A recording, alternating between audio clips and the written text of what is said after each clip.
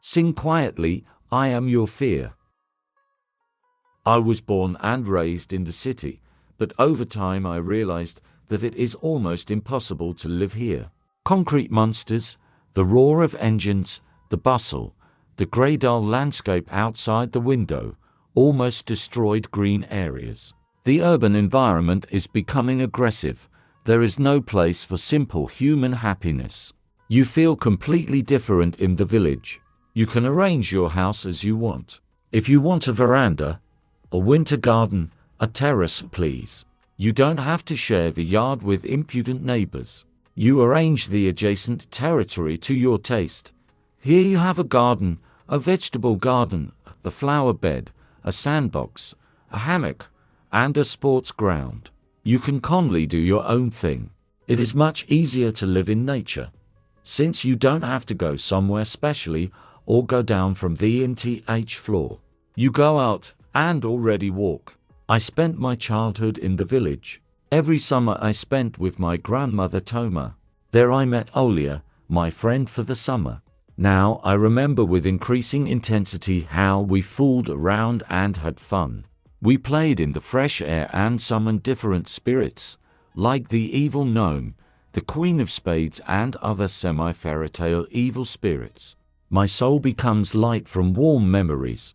And now I'm going to my granny again. She's already quite old.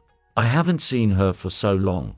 When I arrived, my granny greeted me with an open heart, with pies and fresh milk. I also found out that Olia was here too. Of course, I decided to meet my old friend. When we saw each other, the whole village heard our cries of joy. We spent 3 days together. Each of us told us about our lives, problems and joys. But still, we city girls got a little bored. Elisa, you know, I just had an idea. My friend suddenly said. Do you remember the creepy legends about the local forest? They say that all sorts of mysticism and all that stuff happens there at night. I don't believe it, but I'd like to go. Just for fun. It's dangerous to wander around the forest alone, but it's perfect with 2 people. Imagine, it's such an adrenaline rush. And take your camera. It's good that you have a flash. We'll take some atmospheric photos. For a long time my friend tried to persuade me to this frankly dangerous idea, but I agreed. I never believed in mysticism, but I love to read horror stories at night, sitting at home in safety. I would like to experience something like that, to savor the feeling of something secret and unknown, even if it is just an illusion. We agreed to meet at the mulberry tree and head into the forest. 0:30.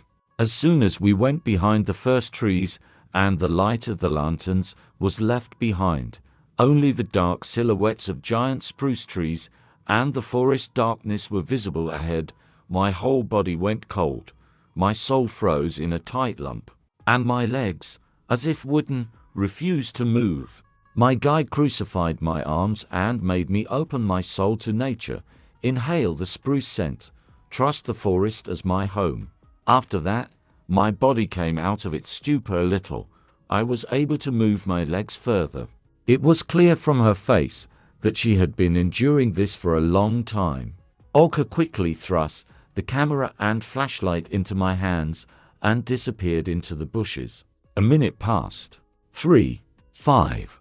Hey, will you be there soon? I shouted, but no one answered. Your mother. This is not funny. Come out.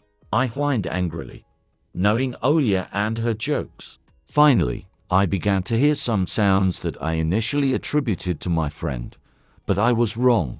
Behind me, someone began to sing, no, even sang. In chorus, the song sounded loud and ringing in the empty night forest. It felt like a lot of little children were singing. The lyrics were not clearly audible, but the music was cheerful. This kind of music can be heard at children's parties. I walked in the direction from which the song was coming. My head was completely foggy. It seemed that these voices were the best thing that had ever happened in my life. Such feelings are difficult to describe in words. You need to feel it. I timidly picked up the words of the song, although I had never heard it. Close your eyes. Close your eyes. I repeated these words to the children's music and walked forward. The words seemed so naive to me, like a creepy children's canting rhyme, but at the same time the singing voices literally enchanted me. I wanted to scream and run away, but I couldn't. Something was controlling my body. No one was possessing me, but my actions weren't voluntary either. I wanted to wake up and understand that it was just a dream. A terrible and stupid dream that was better forgotten. And at the same time, I wanted to follow the sound of children's voices, merge with them in choral singing, clearly pronounce the words and forget who I was. Luckily, for some reason I stopped and felt my body.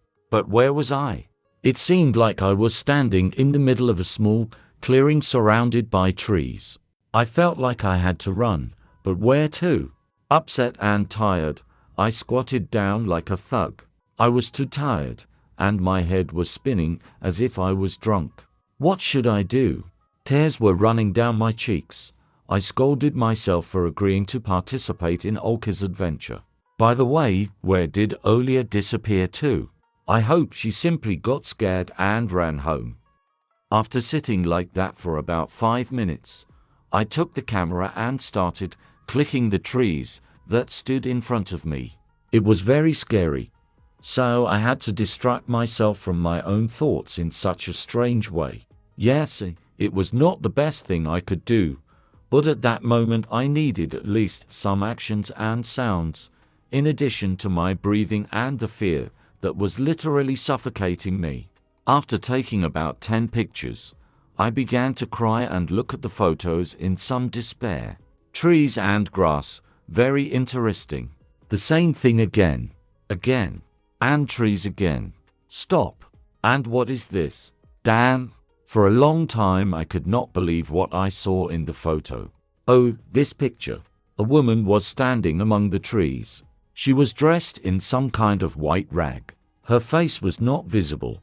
Only a small outline of her lips and nose could be seen if you looked closely. Her hair was dark, just below her shoulders. And that was not the scariest thing. Children were climbing on her. Little children. Babies. There were many of them. They were pale, translucent and thin. And they were all crawling towards the ghostly woman. Close your eyes and sing quietly. I'm behind you, behind your back. Something hissed disgustingly behind my back. I jumped up abruptly and ran as fast as I could. The fatigue suddenly disappeared somewhere. I didn't even think about looking back. I just ran wherever my eyes looked. I knew that it or they were running after me. I had no more strength. But I kept running and running. Frozen tears in my eyes, and my heart was pounding hard, echoing in my ears with an unpleasant ringing. But I was lucky.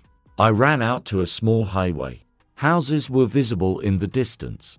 Having caught my breath a little near the lantern, I ran again towards the village. When I arrived, the first thing I did was look at my watch. In the morning, I found out that Olia was just joking and hadn't come to the forest at all. In fact, she wouldn't have dared to go alone, but if there had been a group maybe. She slept peacefully all night. Olga hoped that I would get scared and run home, afraid of the dark and the forest. Yes, my friend just wanted to joke, which she wasn't very good at. And I, naive, bought it. When I got home, the first thing I did was transfer the photo to the computer and showed it in private messages to some friends. Naturally, they didn't believe me. They accused me of a prank. I still don't know what it was. Sometimes in my dreams I return to the forest and hear the ill-fated song. Only there I'm not a lost soul in the dark wilds, but that same woman. But I'm not singing to my many children. No, I'm singing to those who are looking for adventure in the night forest. Believe me, if you look for them for a long time, you can certainly find them.